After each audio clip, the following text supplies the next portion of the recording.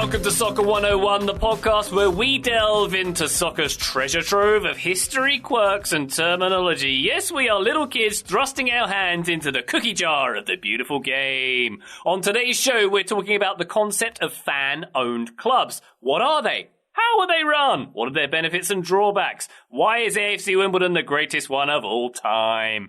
My name is Ryan Bailey. Here with me today is Taylor Rockwell. Hello, Taylor. I mean, I do have many thoughts on AFC Wimbledon, but I think I will let you talk about them instead. But I'm excited to talk about this because I think you two gentlemen have a vested interest in the topic, and I have a lot of blind spots and ignorance, so I'm looking forward to learning more and asking a bunch of questions. Indeed, the other gentleman to which we refer, Taylor, Mr. Graham Ruthven, the flower of Scotland. Hello, Graham. Hello, Ryan. I'm not sure how I feel about that nickname, but we'll go with it because the national anthem is good. I feel like flowers, there's too much emotion in flowers. They remind me of emotion, so maybe that's what I'm not liking. They're not bleak and drab enough for you. Yeah, you don't really get black. Well, do you get black flowers? I feel like black flowers would be my sort of vibe. See, but I feel like I increasingly feel like this is all a persona because we know Graham likes the flashy, colorful jerseys. I don't even feel like there was conviction behind that. Like, I don't like flowers. So much so that I'm choosing to believe that you are recording with a giant bouquet of flowers in a vase next to you, and you're just trying to downplay that. Yeah, I'm just sitting in a giant sunflower. Yeah. This character that Graham plays on podcasts is quite different to his natural persona. Graham is actually a Teletubby. That's what we've held off telling everybody. That's who he is in real life. My daughter would like that. Graham's Ted Lasso in real life. We've got two supporters of fan-owned clubs on this podcast, as Taylor just referred to there. Myself, an owner and supporter of AC Wimbledon, and Graham, you also own a club in the fourth tier of Scotland, the fourth tier being, of course, League Two. Tell us about that. Yes, I do. So Stirling Albion became the first fully fan-owned senior pyramid club in Scotland in 2009. Before that, the club had been propped up by kind of a local businessman who genuinely did have the club at heart, Peter Mackenzie, but he was getting older, debts were piling up, and he needed to sell the club. And so the fans stepped in with a campaign that was, at the time, in 2009, was pretty groundbreaking. It wasn't that common at that time. We had Andy Murray, who is a local celebrity. He bought a share. We also had Cristiano Ronaldo at the time buy a share in the club. I'm not sure how much involvement. I don't know whether he's kept up his involvement. I haven't seen him at an executive board meeting in the last 10 years. But yeah, there's been pros and cons to the experience, which I'll go into later in the podcast, but it's certainly opened my eyes to the whole fan ownership movement. With all due respect, Graham, how did Cristiano Ronaldo get involved? Did an advisor tell him, would you like to buy some sterling? And he thought he was buying the currency.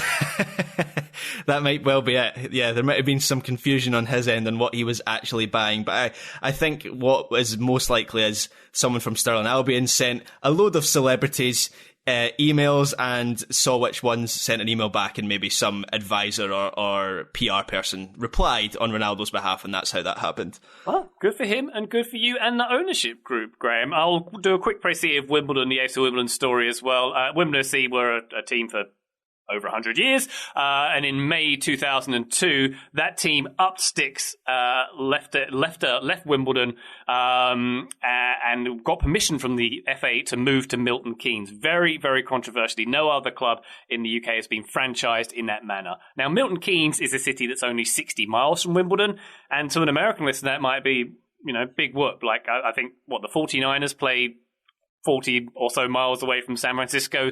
People travel a bit more for games, but that's not quite in the culture in the UK. And in that 60 miles between Milton Keynes and Wimbledon, there's like 30 other clubs. So it's not great. So when that news broke, when the FA betrayed Wimbledon and gave the ownership group permission to move, the very next day, a new club was formed, a Phoenix club, if you will, appropriate for a team which has a Phoenix on its badge. And that was in May 2002 when the new club was formed. August 2002, it played its first game. And in 2011, after 9 promotions from the very, very bottom of the English soccer pyramid, reached the Football League, the professional leagues, which is the top 4 leagues. And now, AFC Wimbledon reside in the same league as MK Dons, the team who broke away from Wimbledon to Milton Keynes. MK Dons, by the way, were relegated to League 2, the fourth tier, in 2018. That made them in the league below Wimbledon. That gave us proof that their move was a disaster because we overtook them in the league. Good times! And Wimbledon, actually Wimbledon are thriving now, back at Plough Lane, their original home, in a brand new stadium as well. So all is well that ends well in that story thus far, gents. By the way, go ahead, I wanted to say really quickly, I always forget it's Milton Keynes Dons. And I think for a lot of Americans who are new to soccer, didn't grow up with some of the team names, like you get sort of used to the strangeness of like West Bromwich of Albion or Bolton Wanderers. Like you get these words that we're not used to from an American sporting perspective. And so MK Dons never really seemed that strange to me until realizing that they kept the Dons from Wimbledon. And then it suddenly became this weird, like, celebrating with the dead team's scalp. It's a really weird thing to keep, and I wonder how much that annoys you on a consistent basis. Oh, it definitely does. So when Wimbledon originally moved to Milton Keynes, they kept the name Wimbledon. The ownership group sent every fan a glossy colour booklet it was called something like Wimbledon: a unique solution. Ugh. And in that, they vowed to keep the club colours, to keep the club name, Wimbledon FC, in Milton Keynes, and to name all of the stands after legendary Wimbledon players. Within a couple of years, they changed their colours and they changed their name, but they kept the reference MK Dons, the reference being to Wimbledon in Dons. And there was a big campaign, which kind of still goes on, a Drop the Dons campaign. We and most other teams they're generally a derided team throughout the football pyramid, throughout the UK, certainly. And it is... it's our request that they drop the Dons because we don't want anything to do with them. So it is controversial. And Ryan, the MK Dons owner, that's Pete Winkleman, right? That was the guy, right? So, and with my club, the reason we needed to become fan owned was we were going to go extinct. We were going to go bust, and with a team as small as Stirling Albion, there's no guarantee that club is ever coming back. It's not like if Rangers go bust or something, that they're coming back in some form. Stirling Albion would have just disappeared into nothing. What were the reasons? Your circumstances are obviously slightly different in that your club leaves its local roots and its heritage and its history behind. But what was the reason? Jog my memory on what the reason for actually moving to Milton Keynes was. Like just commercial opportunity, or what was it? It was commercial opportunity. Unfortunately, Pete Winkleman and his consortium had a deal to build a hotel, a Hilton, an IKEA, an Asda, and a stadium, and they needed a team to go with it. And they picked one with a small fan base. They tried to move Luton Town before they moved us. They had a go at moving QPR, Queen's Park Rangers, as well. And they found a malleable ownership group in Wimbledon who would acquiesce to that demand, should we say, Graham. They're two Norwegian owners back then who didn't make... They owned Molde as well, for Ole Gunnar Solskjaer's club of origin, if you will, and they cared a bit more about Molde than they did about Wimbledon, so they kind of let the team go for right. Financial gain, basically, is how it played out. There's a good article on The Athletic about that, actually, and how they tried to poach other clubs before they poached Wimbledon. Very, very sad. As I think I've mentioned on podcasts before, it made me fall out of love with the game for a few years, the very hurtful nature of how this all went down. And I'll say at this point, by the way, Taylor, you could have defected from Manchester United to support the fan-owned FC United of Manchester when they were formed in protest of the Glazers in 2005, I believe. But you're still aboard the Death Star.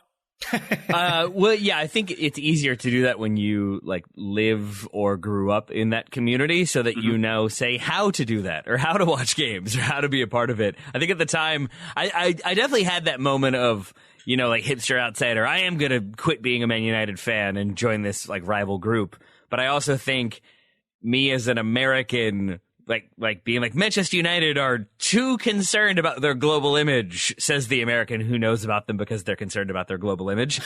That would be a bit, I think, hypocritical in and of itself. So I'm more so really interested in gentlemen like yourselves and people who basically are okay with their club potentially not playing in the top flight, not having that amount of money, not having that international cachet or prestige, but representing what I think football clubs are supposed to represent, which is the people that go to those games and care about that club, and sort of making it so that they can be a part of it and enjoy it all the more. I do think there is a lot to be said for that, and it does kind of, I'm not surprised, Ryan, that that's what kind of brought you back and why you kind of went away from it in the first place. So I think it's a great topic, and I'm glad we're talking about it.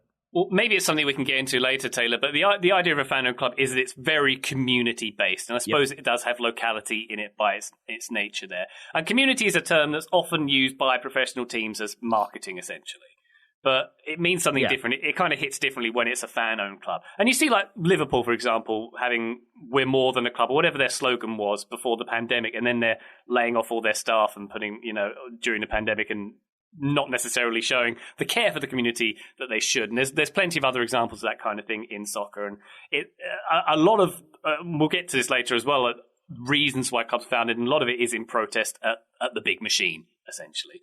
Before we get to that, though, we should probably define what a fan-owned club is. It's literally a club owned entirely, or at least majority, by fans, typically run by a trust, which is like a board, which is maintained by democratic membership. So fans have to vote for changes to be made, and the trust will elect members to run the club on those fans' behalf. But everything done democratically and by vote. That's certainly how it is at AFC Wimbledon. We get to vote and choose everything. We got to choose right down to the colour of the seats and the design of the seats in the new stadium. We were polled on that, which is wonderful. And it's not, I should add, just a club structure that is for small and budding teams and local teams. Two quite big teams, Graham, in Spain are also fan-owned. Yeah, rather big teams, Barcelona and Real Madrid. We've spoken previously on our listener questions about the structure of Barcelona in particular, with their 180,000 socios. They are the members that form the ownership basis of the whole club. They are an association rather than a PLC or a company. And while they don't have, they maybe don't choose the colour of the seats like you got to with Wimbledon. They certainly have a sway in the form of elections, and they'll have an election over who will be the club president. Obviously, there was an election fairly recently with Barcelona, Juan Laporta coming back to the club for a second spell. So, yes, absolutely, it can work at mass scale. Barcelona and Real Madrid are arguably the two biggest clubs in the world, so it works for clubs like Stirling Albion, Wimbledon, and it works for the big boys as well. Across the board. And the other example of the fan-owned model comes from Germany, of course, the 50+1 rule, which was introduced, I should say, in 1998. That prevents clubs in Germany's top two divisions from having external ownership as majority shareholders. So an external investor can only own up to 49% of a German club. So that means fans and their clubs retain a majority of their voting rights as a means of keeping control of the clubs among the fans. And it's not all Bundesliga clubs that have to adhere to that. There's some who've been sort of grandfathered into different plans, to use cell phone terminology. And RB Leipzig have abused the rule by basically installing their own fans as members, and they've done things to work around that. I've just realised that I'm wearing an RB Leipzig shirt on a podcast to talk about fan-owned clubs, which is not ideal. On that bombshell, I'm going to need to go sit down for a second. We're going to take a quick break, and we'll be right back, and we'll talk about the different types of fan-owned clubs and maybe some of the struggles and the positives of being fan-owned. We'll be right back. Today's episode of Soccer 101 is brought to you by Shopify. Shopify gives entrepreneurs the resources once reserved for big business, so upstarts, startups, and established businesses alike can sell everywhere, synchronize online and in-person sales, and effortlessly stay informed. My brother-in-law and sister-in-law here in Richmond use Shopify at their brick-and-mortar store. Their store also exists online. It's called Dear Neighbor. You should check them out. They attest that the noise you get on your phone when you make a sale, it sounds like this, is a wonderful noise, and it's pretty great to be able to receive it day and night. You know you're making sales. Even if you're not there physically selling it, you know that money is coming in. And I almost envision it as being like a pleasant surprise of, instead of a text alert or a phone call, no one wants phone calls, but everybody wants alerts saying, hey, you just made more money. And that's what Shopify provides, as well as other probably as important services like being able to reach customers online and across social networks with an ever-growing suite of channel integrations and apps. So that's for Instagram, TikTok, Pinterest, and more. You can synchronize your online and in-person sales, and you get insights as you grow with detailed reporting of conversion rates, profit margins, and beyond. So you're getting detailed reports on what you're selling, how you're selling, to where you're selling, and that allows you to better customize what you are making available so you can continue to grow that business and then continue to utilize Shopify. If you want to check out what they've got going on, you can go to shopify.com/soccer101, all lowercase, for a free 14-day trial and get full access to Shopify's entire suite of features. Grow your business with Shopify today. Go to shopify.com/soccer101 right now. One more time, shopify.com/soccer101. Today's episode is brought to you by NetSuite by Oracle. Slow is right if you're on vacation. I can attest to that. I was on vacation last week. I enjoyed taking things at a leisurely pace. But when it comes to taking control of your financials, your inventory, HR, e-commerce, and more, slow is not ideal. In fact, I would say it's the opposite of ideal, and that is why now is the time to make the switch to NetSuite by Oracle, the #1 financial system. With NetSuite, you can automate your processes and close your books in no time, no matter how big your business grows. Failing to switch to NetSuite will leave you stuck trying to make sense of your books while your competitors sprint ahead. Nobody wants that. Nobody wants to be stuck behind. It doesn't go well. Unless you're a tortoise and a hare, unless those competitors are very arrogant. But if they're not, you don't want to be behind, you want to be ahead. 93% of surveyed businesses increased their visibility and control since switching to NetSuite. And right now, special financing is back. NetSuite is offering a one-of-a-kind financing program only for those ready to switch today. Head to netsuite.com/sports right now. Get special financing at netsuite.com/sports. netsuite.com/sports. Thank you very much to NetSuite for sponsoring today's episode. Now back to the show. Soccer 101, we are back. We are talking fan-owned clubs. Why would you want your club to be fan-owned, and what are the different types of fan-owned clubs? Well, as Graham mentioned there, quite often they are the result of financial difficulty. They are a club takeover. So I think you said, Graham, in Sterling's case, they would have gone bust. They would have gone out of existence. Yep. Were they not bought out and taken over by the fans? And there's lots of examples of this, particularly in England. Exeter, for example, they were relegated from the Football League in 2003, and they had a supporters trust take over them, and they are now fan-owned. And Graham, that's pretty much the same situation in Sterling, right? Yes, absolutely. We as I mentioned previously, we had a lot of debt and we would have gone bust. There was another bid that was from a local surgeon who wanted to create this kind of sports complex, like sports science complex, which was quite interesting. But when it comes to owning your club and a priding owning a part of your club, there's something intangible about that, and that was always going to be the favoured bid of the fans. Yeah, and there's another kind of fan-owned club you could call a Phoenix club, which I kind of put Wimbledon in the category of, but they might be in a different category. That would be when a team does go bust and kind of starts afresh with a similar kind of name. Bury, for example, they went out of existence in 2019 when they were relegated from the Football League. They started over afresh with a Phoenix club, AFC Bury. So that's an example of a Phoenix club. And then the other kind of category, I think, is a protest club, which sounds a bit more negative than it is. And you could put AFC Wimbledon into that category, starting in protest for the move of the aforementioned Wimbledon FC. And also FC United of Manchester, Taylor, who were started in 2006, I think it was. I said 5 earlier, I think it was 6, by disenfranchised Man United fans who were rather unhappy with the Glazer family and the way they were doing things. And I will add that they play a friendly against Wimbledon most pre-seasons too. Oh, there we go. I like that. Protest versus protest. I feel like you all obviously know more than I about this topic and have more of a vested interest in it. So I ask you two, like, would you say that it's fair to essentially boil it down to there are fan-owned clubs that are fan-owned because it's baked into their DNA, that's just how we function? The Bundesliga, Real Madrid, Barcelona would be examples of that to me, versus fan-owned clubs where it's baked into the DNA because something happened. Like, it feels to me more common these days that it's clubs learning from past mistakes. A fool me once, shame on me, shame on you. Here we go. I'm George Bush now. But you know what I mean? Like, that idea of we're going to learn from this. We're not going to let somebody come in, buy the club, run them as a business, run it poorly, and now that club doesn't exist anymore. So we're going to keep it local, we're going to keep it independent, and we're going to make it how we want it to be. Yeah, I think that's fair, Taylor. Certainly in the UK, a lot of these fan-owned clubs have come about because of something that happened in the past. And if you look at the case of Bundesliga clubs and Zweite Bundesliga clubs, they put that rule in place essentially to prevent those kind of mistakes happening. So they've been a bit more preventative, a bit more organised and Germanic in that way. And I will say that not all fan-owned clubs remain fan-owned. There's a couple of examples of teams who were fan-owned, and maybe you could argue it was in their DNA, but they gave up that kind of organisation. Portsmouth, for example, they went into the financial hole after they were in the Premier League for a long time. They became the largest fan-owned football club in England when they were taken over by the Pompey Supporters Trust, their fans.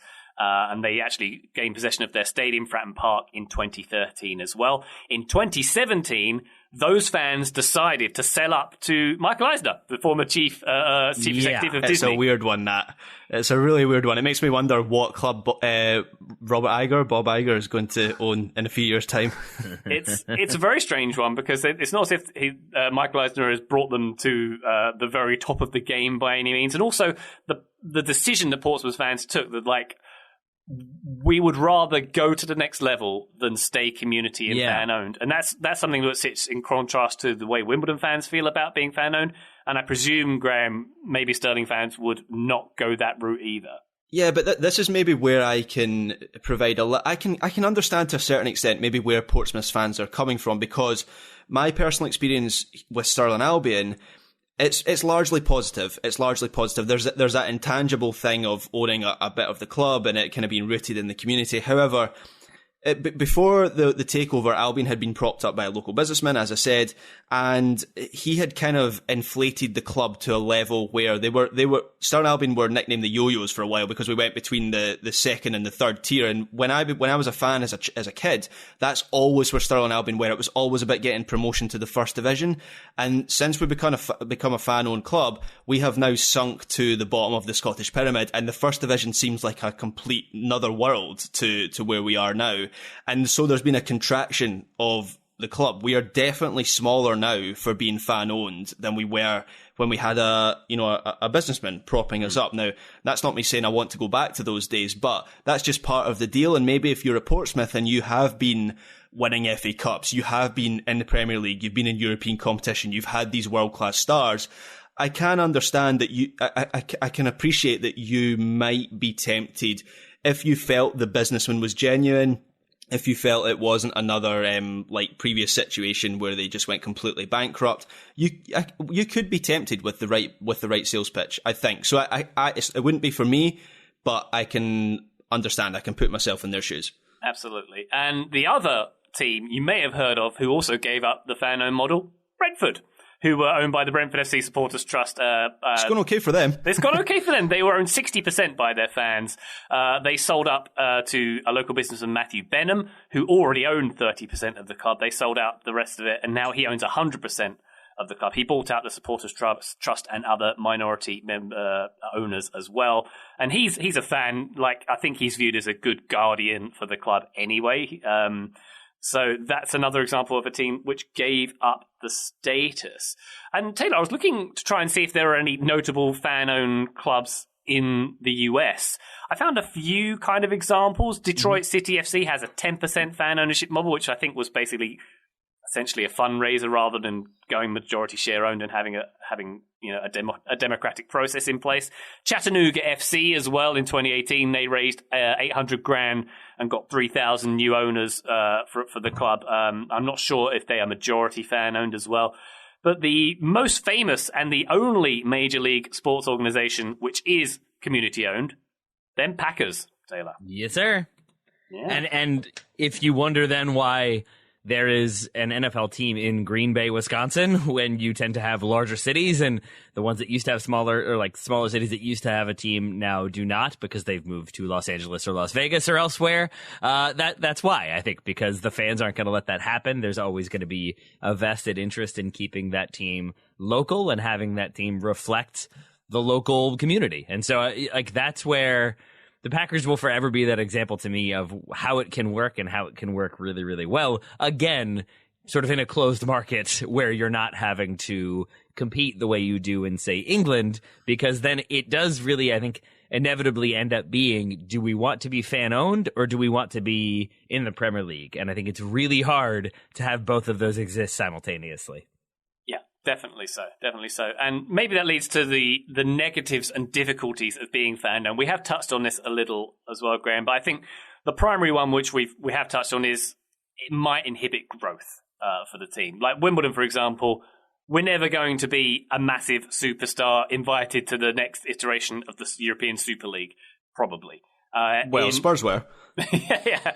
Spurs have already taken the booby prize in that respect.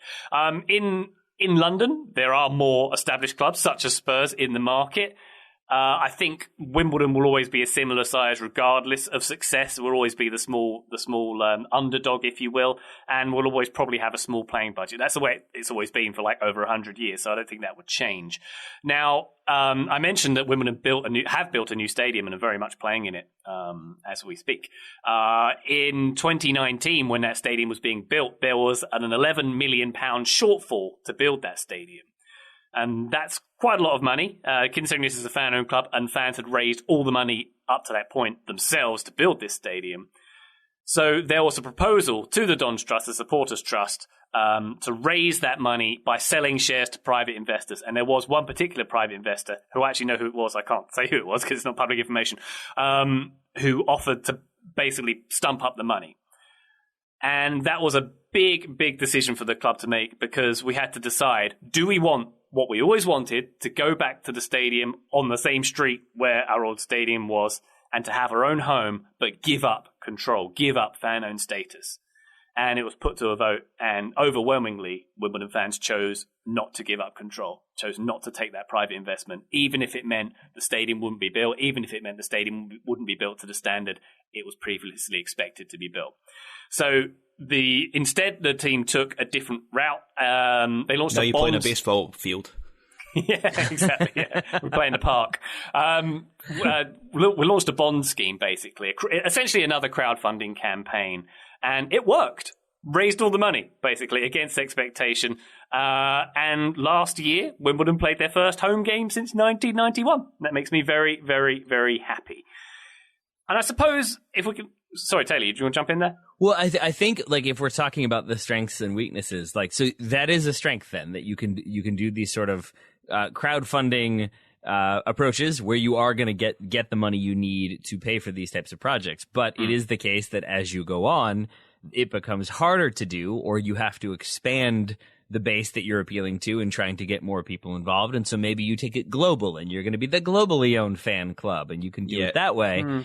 But eventually, and what I kind of go back to is Barcelona and Real Madrid, for example, are fan-owned, certainly. That's their model. And there's not even a but here. They are. The thing that I find difficult is that when you have, 180,000 people owning a club, it's similar to like the United States being 340 or whatever it is million people. You're never going to get a true consensus. You're always going to have factions and schisms and disagreements. And I think the bigger you become, the harder it is to sort of have a unified model, because when you're small, when you're making that big decision about the stadium, we're going to keep it like the people who care the most about it, who've been through it, who understand what that can mean and the ramifications of it, they're going to vote no. But as you have to get more people involved to raise that money, because you can't just keep asking the same people for money over and over and over again. I guess you can, but I think you're going to start tapping a dry well pretty quickly.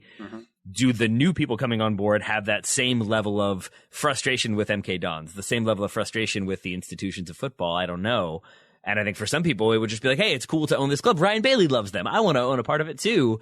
But that's great. But that doesn't mean that it's going to resonate to that same level. So to me, that's where you run into the problem is it becomes much harder to just turn this giant tanker ship if you have 180,000 voices who all want to say.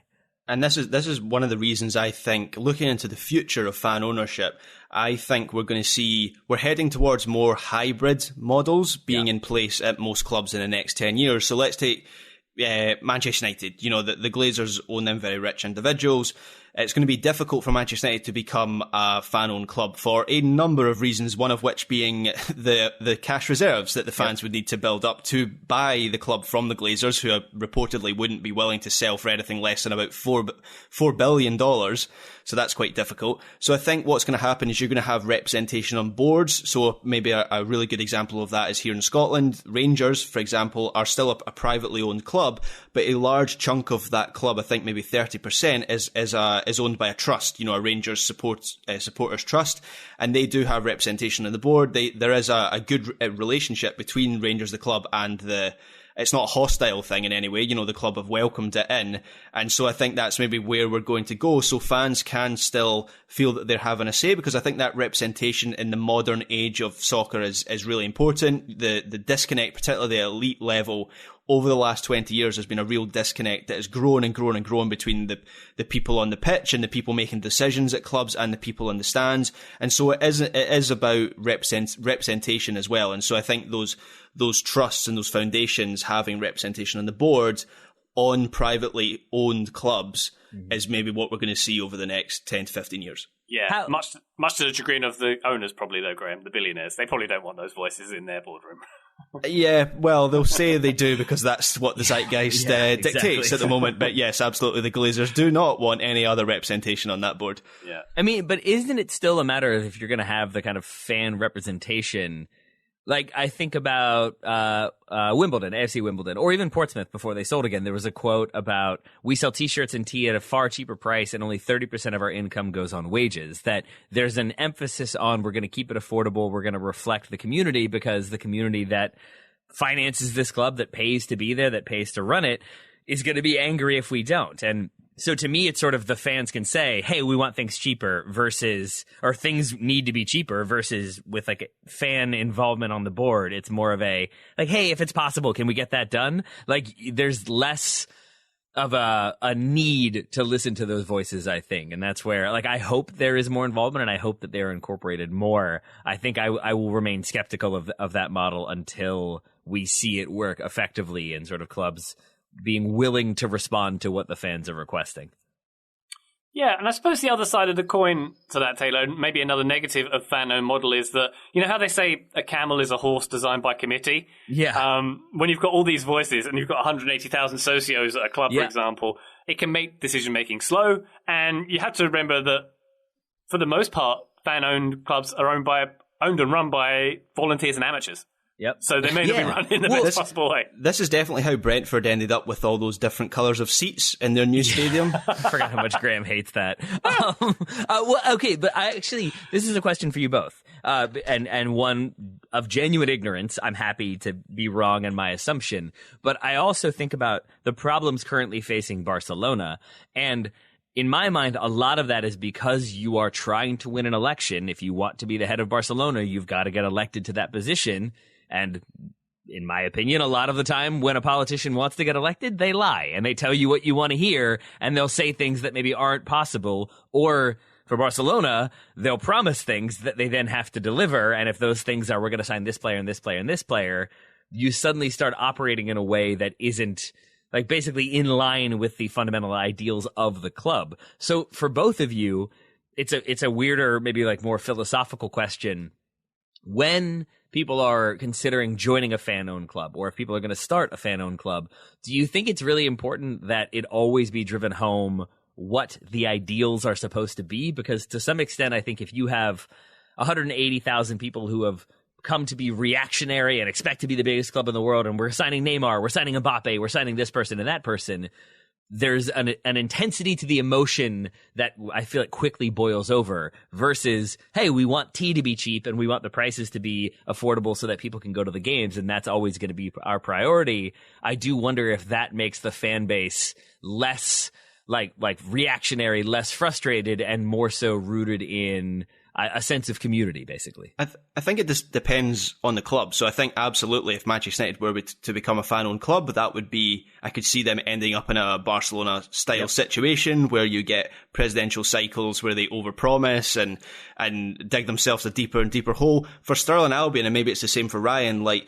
that is not a priority. So if you went to fans and asked them, like, what do you want to hear promised from, because we have elections for an executive club board, every few years. If you went to fans and spoke to them about what they wanted, they're not going to say, you know, we want Rory McAllister from Cove Rangers next season to be our centre forward. They are going to say things like, well, we want the merchandise to be a little bit cheaper, or we want season tickets to be a little bit cheaper, or such and such things like that. The match, the experience, the actual owner, the kind of structure of the club. Those would be the things that, or maybe youth development would be something that would be mentioned as well. So I think maybe it's like priorities of fans at that level are kind of different, to be honest, in my opinion. Yeah, I think that makes total sense, and I think maybe I'm explaining my idea poorly, but I think what that gets to is, like, if it's built into your DNA, the way it is, I think, with a lot of Bundesliga clubs, there's this idea like, yeah, we're not going to go sign Kylian Mbappe because that's not feasible, but we are going to make it so that beer and seats are cheap.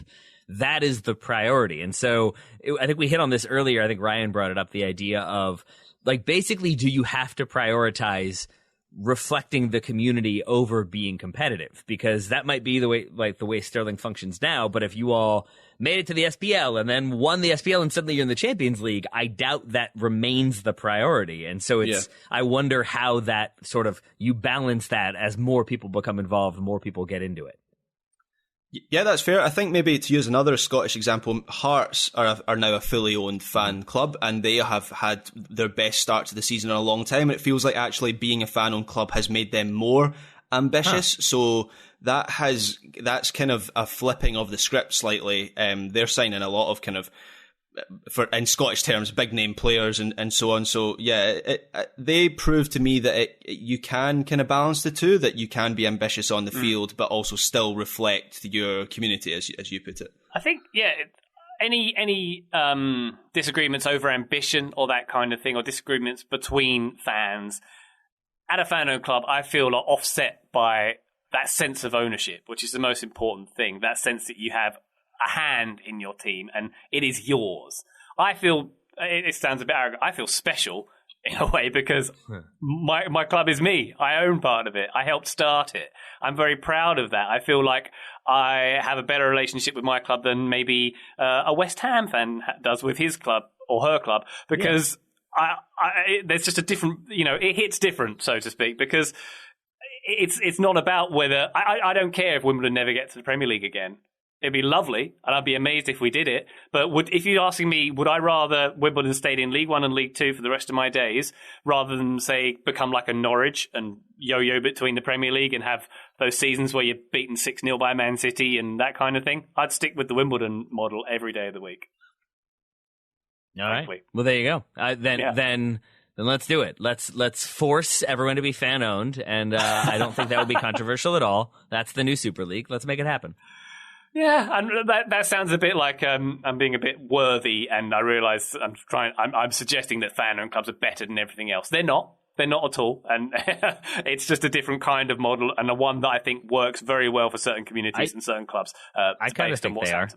I don't think you need to back off that one at all, because I think what you're describing is just being connected to a thing. It's banking with a local bank versus banking with Wells Fargo. And when that local bank says, we want you to buy bonds to increase our capital, if it's a local bank and you kind of believe in what they're doing and you understand it, you're invested in it, you're going to do that. When Wells Fargo asks me to give them money, I'm going to say no. I think it's always, if you feel like your involvement matters, then you're going to care more. You're going to care about that team more, versus it doesn't really matter what I think. They're just going to continue to operate because I'm just one voice.